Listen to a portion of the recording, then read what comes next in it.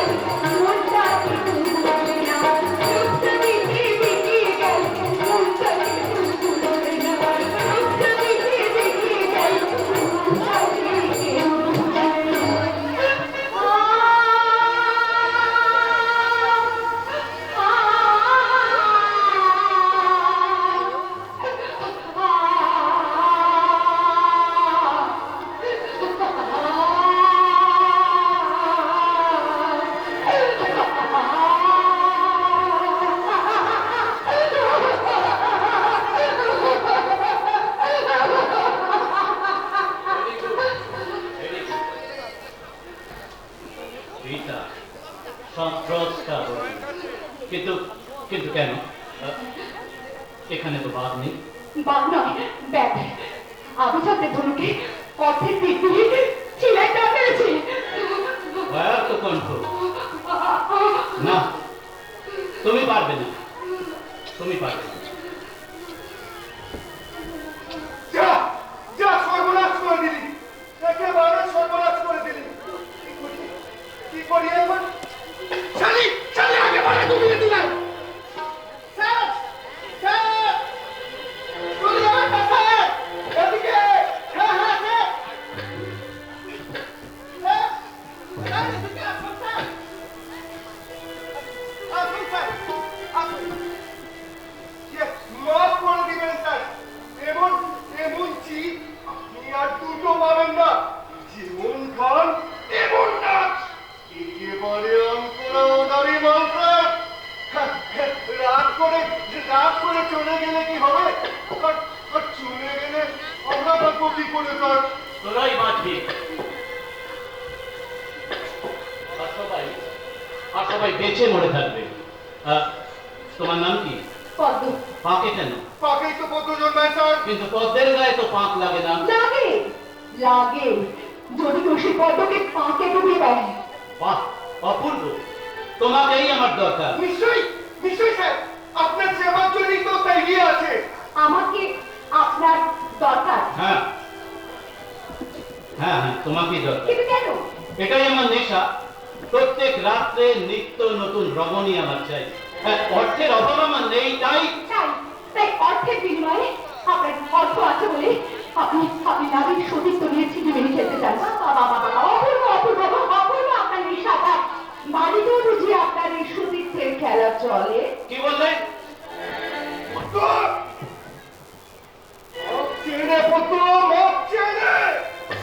তুমি বুঝতে পারছো না যে মাটির ওপর দাঁড়িয়ে এই হীনোক্তি তুমি করলে তার ভেদ কত পলকা। যে কোনো মুহূর্তে তোমার পায়ের নিচের মাটি সরে যেতে পারে। আপনিও জানেন না যে আমার এই পায়ের তলার মাটি ছাড়া কিন্তু দুর্গাপূজা অসম্পূর্ণ রয়ে যায়। কত? হ্যাঁ, এবার বলুন যে কোনটা বেশি দারুণ, আমার আমার পায়ের তলার মাটি না আমি? বলুন বলুন, আপনি বলুন। নাড়িয়ে দিলে এক মুহূর্তে আমার এই বজ্র কঠিন হৃদয়টাকে দুর্বল করে দিলে। বলো বলো, কত টাকা চাও? কত টাকার বিনিময়ে আমি পাবো তোমাকে? না, টাকার বিনিময়ে আপনি আমাকে পাবেন না। তাহলে কিসের বিনিময়ে পাবো তোমাকে? শোন শোন না, বল বল না। বলো কিসের বিনিময়ে? চোখে আগুন কেন? বলো বলো, কিসের বিনিময়ে পাবো তোমাকে? আমার হদেও কিছু নেই তোমাকে। আমি কথা দিলাম তুমি যা চাইবে আমি তাই দেবো। আমি যা চাইবো আপনি তাই দেবেন? হ্যাঁ, বলো কি চাও তুমি? বলো বলো কি চাও তুমি? এক বিন্দু সিঁদুরের বিনিময়ে। বলুন, পাবেন আপনি আমাকে এক বিন্দু সিঁদুর দিতে পারবেন? এই আমার কাগজের মতো সাদা সিঁড়িটাকে লাল রঙে ভরে দিতে আপনি পারবেন? বলুন না, আপনি পারবেন? আপনি বলুন না,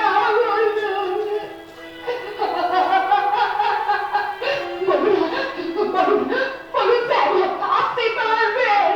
বলুন না। পারবো। তোমার চোখে আমি পেয়েছি এক নতুন পৃথিবী। তোমার শরীরের মধ্যে গঙ্গার ঢেউয়ের মতো খেলা করছে এক রাজ পবিত্রতা। আমি পেয়েছি আমার জীবন সাথী। তাই প্রত্যেক নিশায় এই খেলা নেশা আজ আজ এখানেই শেষ করে দিলাম। এসো এসো পদ্ম, হাত বাড়াও পদ্ম, হাত বাড়াও। আমি আপনাকে বিশ্বাস করবো কি করে? যাদের তুমি সবসময় বিশ্বাস করে এসেছো তারা কি তোমাকে বিশ্বাসের মূল্য দিয়েছে? দেয়নি। তবু এই বিশ্বাস নিয়েই এগিয়ে যেতে হয়। এসো এসো, হাত ধরো, হাত ধরো।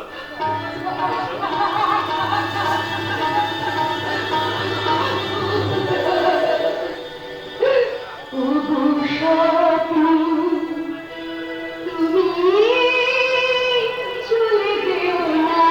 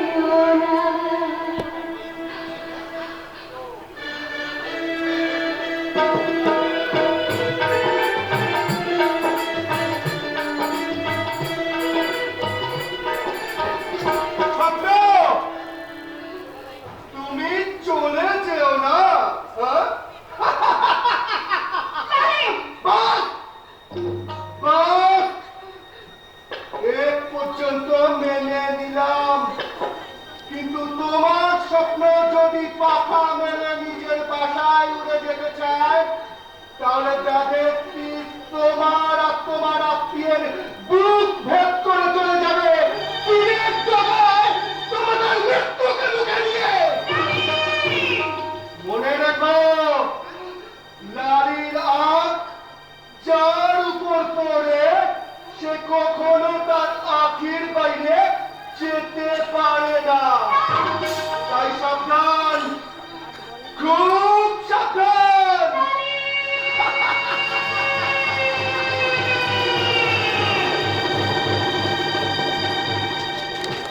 তুমি কি আছে ভগবানই জানে। আর কি ছোট কাকাবাবুর বিয়ের পরে ছোট কাকু বাড়ি আদৌ করে এসেছে, তাই ওই এখন মার বন্ধ হয়েছে। বিড়ি ছাড়া কোথায় গজগজ বলো দেখি। হ্যাঁ, আর তোমাকে গজগজ করতে হবে না। এক্ষুনি তোমার খোকা বাবু ওই কারখানা থেকে ফিরবে। যাও, গাড়ি থেকে মালপত্র নামিয়ে দিয়ে ওর জন্য জলখাবারের ব্যবস্থা করো। আরে এটা রোজের কাজ, এই জন্যে আমাকে বলার জন্য তোমাকে আবার এখানে আসতে হলো। যাও তো খাও। আর শোনো, আবার কি হলো? শোনো, ওর জন্য এক কাপ চা বানিয়ে দিও। হ্যাঁ, এটা তো তুমি নিজের হাতে বানিয়ে দাও। যা বলছি তুমি তাই করো। এবার থেকে ওই চাটাকে বানিয়ে দিয়ে তোমার আদরের খোকা বাবুকে তুমি নিজের হাতে খাইয়ে দেবে। সেরেছি, আজও দেখছি গন্ডগোল। এই হয়েছে আর জ্বালা। ওদিকে খোকা বাবু কি সব চিন্তা ভাবনা করছে, আর এদিকে এদিকে দিদিমণির মুখে যেন খই ঘুরছে খই ঘুরছে। যত সব অসহ্য, অসহ্য, একেবারে অসহ্য। এইভাবে জীবনটাকে চলতে পারে না। আজ 1 বছর আমাদের বিয়ে হয়েছে, কিন্তু একটা দিনের জন্য আমি শান্তি পেলাম না। দাদা, দাদা তুমি এতদিন পর বোনকে মনে পড়েছে? মনে আমার ঠিকই আছে। এই দেখো তো বলতে, কেমন কেমন আছিস বল? আমি যে জানাই চলছি দাদা। হ্যাঁ, হ্যাঁ দাদা, ওই সেই ফুলসজ্জা রাত থেকে তোমার জামাইবাবু যেন কেমন উদাসীনই হয়ে গেছে। বারবার কথা বলে না, কি যেন একটা ভাবছে। ভেবেছিলাম আস্তে আস্তে সব ঠিক হয়ে যাবে, কিন্তু এখন দেখছি যতদিন যাচ্ছে ও উদাসীনী ভাব।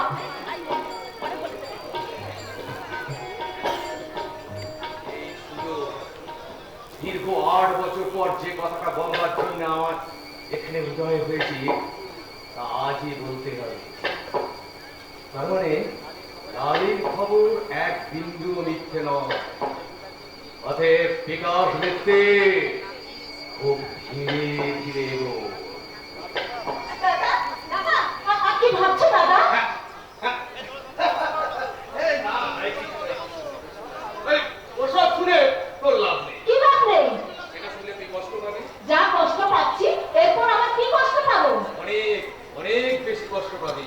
সহ্য করতে পারবি তো? পারবো দাদা, পারবো। তুমি বলো।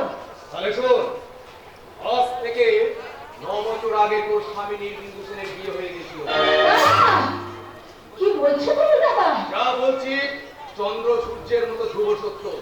তোর বিয়ের পূর্বে জামাইবাবু ছিল বিবাহ। না, এ হতে পারে না দাদা, এ কিছুতেই হতে পারে না। আমি আমি আমার স্বামী পিতৃর পক্ষে স্ত্রী। বললাম তুই সহ্য করতে পারবি না, আর তুই জোর করবি বলে আমি বললাম এই চারটে বাদে আর পরেরটা শোনার প্রয়োজন নেই। না, শোনার প্রয়োজন আছে দাদা। বলো। তুমি বলো, বলো। আমি আমার হৃদয়টাকে পাষাণ করে নিয়েছি, কোনো কিছু বিনিময়ে আর রক্তপাত ছড়বে না। বলো দাদা, তুমি বলো। তবে শোন, জামাইবাবু যে মেয়েটাকে বিয়ে করেছিল সে ছিল কলকাতার নাম করা নিষিদ্ধ পল্লীর এক পতিতা। হ্যাঁ, তার নাম হচ্ছে পদ্ম। দাদা, দাদা, তুমি মিথ্যে কথা বলে আমাদের সংসারটাকে ভেঙে তছনছ করে দিচ্ছ না তো দাদা? তাতে আমার কি লাভ বল? আমি শুধু তোকে স্নেহ করি বলেই। এই সুখবরটা তুমি আমাকে দিতে এসেছো, তাই না? এটা তোর ভুল ধারণা। আমি এসেছিলাম কিছু টাকা পয়সা জন্য আর কি। আসল কথা হচ্ছে নতুন ফ্যাক্টরি খুলেছি তো, তাই তোর কাছে যদি কিছু টাকা পয়সা ধার পাওয়া যায়। আর এখানে এসে তোর যা মনের অবস্থা দেখলাম, তাই থাকতে না পেরে বড় করে সব বলে ফেললাম। তাছাড়া তোকে তো আমি বলেই ছিলাম তুই সহ্য করতে পারবি না। এই যাকে বাদ দে, এই শোন তুই ভালো থাকিস, আমি কিন্তু চলি এখন। দাঁড়াও দাদা,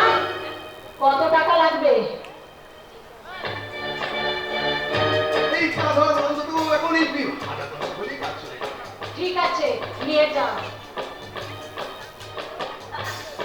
ও কিচ্ছু বলবে না দাদা, ও কিচ্ছু বলবে না। আমি দেবো আমার টাকা থেকে। তার টাকার কোনো প্রয়োজন নেই। তুমি একটু দাঁড়াও, আমি এক্ষুনি টাকা নিয়ে আসছি।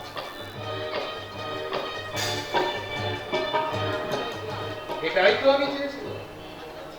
হ্যাঁ, এটাই আমি চেয়েছিলাম।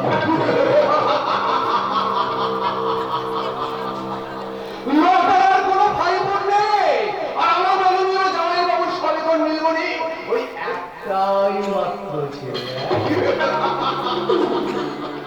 অথচ শুধু হবে অধিক টাকা। ওগুলো সব তোমাকে হাতাতে হবে। শুধু ওই লালি দালালটাকে শুধু একটু হাতে হাতে রাখতে হবে। বেকার লিখতে এক পথেই চলেছ। একটা করে খবর জোগাও আর হাতিয়ে নাও হাজার হাজার হাজার হাজার লক্ষ লক্ষ লক্ষ লক্ষ টাকা। না, এখন হাসির সময় ঠিকঠাক আসেনি। এখন তো একটু লোক দেখালো এই মন খারাপ করার। দাদা, হ্যাঁ, হ্যাঁ। এই নাও দাদা। এই লোটা শোন, তোর এই দুঃসময় এই টাকা নেওয়াটা এই তবে কিন্তু একটা লোন। আমি তোকে এই ঠিক সময় কিন্তু শোধ করে দেবো। আমি এখন তাহলে চলি। হ্যাঁ, শোনো দাদা, দাদা তোমার কথা যদি মিথ্যে হয়, মিথ্যে? তুই তোর স্বামীকে জিজ্ঞাসা করে দেখিস, সব উত্তর পেয়ে যাবে। আর যদি না বলতে চায় তাহলে লালির কথা বলি। কি বললুম? লালি। দেখবি সব উত্তর পটাপট পটাপট পটাপট করে দিবে। ঠিক আছে, চলি। অপমান, আমার নারীত্বের অপমান, আমার বাবা মাকে অপমান, আমার 1 বছর সন্তানকে অপমান করেছে ওই লোকটা। ওকে আমি ছাড়বো না, আমি কিছুতেই ছাড়বো না ওই লোকটাকে, কিছুতেই। বেরিয়ে গেল দাদা, বিকাশ বাবু না? আমাকে প্রশ্ন করার তোমার কোনো অধিকার নেই। এ কি বলছো তুমি লতা? তুমি আমাকে ঠকিয়েছো। লতা! হ্যাঁ, একটা মেয়ের জীবন নিয়ে খেলা করতে তোমার লজ্জা করে না? না একজন কলকাতার শিল্পপতি, তোমার না অনেক সুনাম আছে, তবে কেন কেন এইভাবে আমার জীবনটাকে পঙ্গু করে দিলে? তুমি কি মনে করেছো এই জীবনটা একটা ছিল না? আরে কি বলছো তুমি? আমি তো কিছুই বুঝতে পারছি না। পদ্মকে, পদ্ম? তার কথা তুমি জানলে কি করে? এটা কিন্তু আমার প্রশ্নের উত্তর নয়। আমি জানতে চাই পদ্মকে। পদ্ম? হ্যাঁ হ্যাঁ, পদ্ম। পদ্ম? কি তার পরিচয়? পদ্ম? পদ্ম? পদ্ম হচ্ছে নারী। না, সে একজন পতিতা। না, পতি কাছে নয়। সে কি হলো বলো? বাপের বেটা যদি হও বলো, কে আছে পদ্ম? তোমার কে? হ্যাঁ হ্যাঁ, পদ্ম পদ্ম। পদ্ম আমার স্ত্রী। আর আমি? তুমি আমার স্ত্রী। বাহ, অপূর্ব। আমরা দুজনেই তোমার স্ত্রী। একটা ফুলের মতো পবিত্র মেয়েকে বাঁচাতে। বাস! ব্যাস। আর তোমাকে কিচ্ছু বলতে হবে না। এখন তুমি ঠিক করে নাও তুমি কাকে চাও, আমাকে না ওই পদ্মকে? তুমি তুমি কার কথা কিবা চিন্তা করো? আমার চিন্তা করার কোনো প্রয়োজন নেই। এখন তুমি চিন্তা করো তুমি কি চাও। যদি তুমি আমাকে চাও ব্যাস, আর কিছু বলার নেই।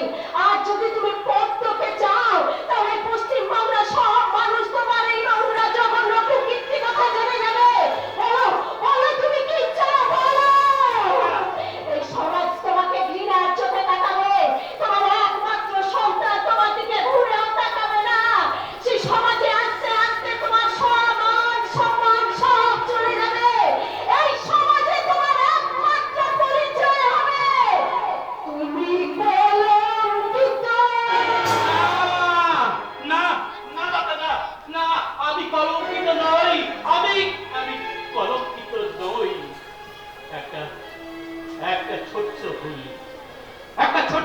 আজ মারাত্মক হয়ে উঠেছে আমার জীবনে। যে সম্মানহানির ভয়ে আমি লতাকে বিয়ে করতে বাধ্য হয়েছিলাম, আজ সেই সম্মানটি হারাতে চলেছি আমি।